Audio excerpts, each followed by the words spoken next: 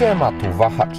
Na rynku w Polsce pojawia się kolejna nowa chińska marka, tym razem swoich sił nad Wisłą szuka Geely, debiutujące u nas z modelem EX5, który jest wyłącznie elektryczny, ale w przyszłości mają pojawić się również hybrydy tej marki. Zapraszam na statyczne przyjrzenie się temu, co oferuje EX5, model, który startuje w Polsce z ceną 169 900 zł za wersję Pro, którą będę pokazywał we wnętrzu, 189 900 zł kosztuje topowy Max.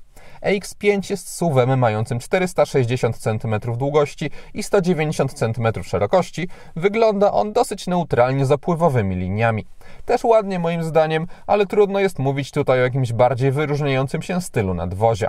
We wnętrzu dostajemy również stonowane podejście i oszczędną ilość kształtów, co moim zdaniem wychodzi mu na dobre, bo prezentuje się przez to całkiem elegancko i lekko.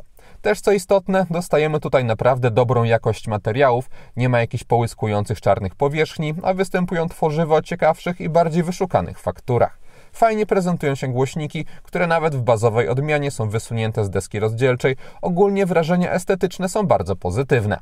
Zegary mają formę mocno podłużnego ekranu o przekątnej 10 cali. Nie miałem zbyt dużo czasu, aby zobaczyć, czy oferują większe możliwości personalizacji, ale dostaje się w nich standardowy komputer pokładowy z prawej strony i przejrzyste rozmieszczenie pozostałych informacji. Sterowanie komputerem odbywa się z kierownicy, gdzie nie ma przeładowania przyciskami i która ma dosyć specyficzny, spłaszczony kształt.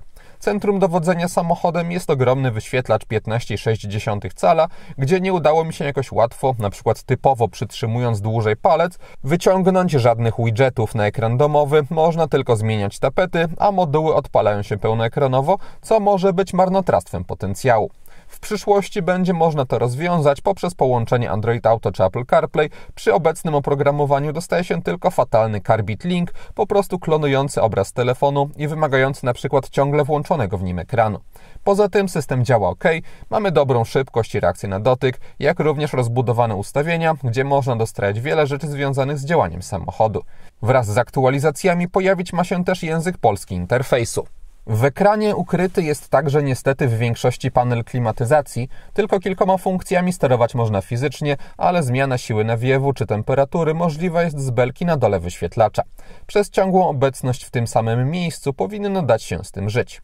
W menu klimy znalazłem tylko jedną dziwną rzecz, to znaczy niby mamy dwie temperatury, cennik mówi, że jest dwustrefowa klimatyzacja, ale zmieniając jedną wartość zawsze zmienia się też druga, nie znalazłem ponadto przycisku synchronizacji stref, więc sytuacja z dwustrefowością wygląda dla mnie aktualnie podejrzanie.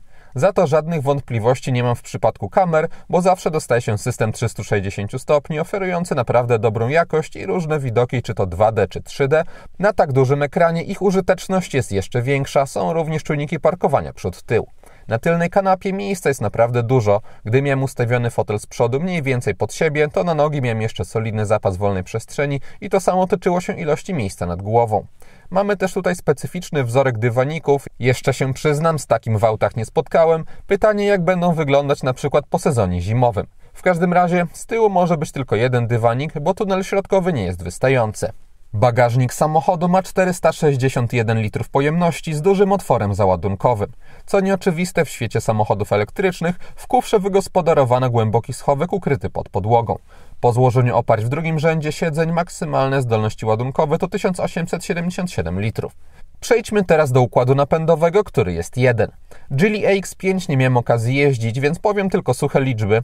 Samochód ma silnik elektryczny o mocy 217 koni mechanicznych, który napędza wyłącznie przednie koła i zapewnić ma przyspieszenie do 100 km/h w czasie około 7 sekund. Akumulatory mają pojemność 60 kWh, co ma przełożyć się na zasięg w okolicach 430 km. Omawiany model ładować można prądem stałym poprzez złącze CCS z mocą do 100 kW, czyli w przedziale 30-80% powinno dać się uzupełnić energii w 20 minut. Ładowanie prądem zmiennym możliwe jest z maksymalną mocą 11 kW, czyli znowu 30-80% to około 6 godzin. Jeśli chodzi o wyposażenie, to mamy dwa poziomy. W podstawie już dostaje się dużo, bo wspominane kamery, ale i elektrykę foteli z podgrzewaniem, światła LED, dostęp bezkluczykowy, czy wszystkie przewidziane systemy bezpieczeństwa. Droższe Max wprowadza już bardziej dodatki mające po prostu uprzyjemnić jazdę, jak panoramiczny dach, masaż foteli, oświetlenie dekoracyjne, lepsze audio. Ogólnie Pro spokojnie by mi do szczęścia tutaj wystarczyło. I to tyle, co przygotowałem z pierwszego kontaktu z Geely EX5. Auto jest przestronne, naprawdę dobrze wykonane i statycznie robi pozytywne wrażenie. Zobaczymy, jak będzie sprawdzać się na drogach. Dziękuję za uwagę i mam nadzieję, że ten krótki film się podobał. Jeśli tak było, zachęcam do dania mu łapki w górę, będzie mi z tego powodu bardzo miło. A jeśli ktoś nie ma, to zapraszam również do subskrypcji kanału, ponieważ kolejne materiały na Wahacz TV pojawią się już wkrótce. Na razie!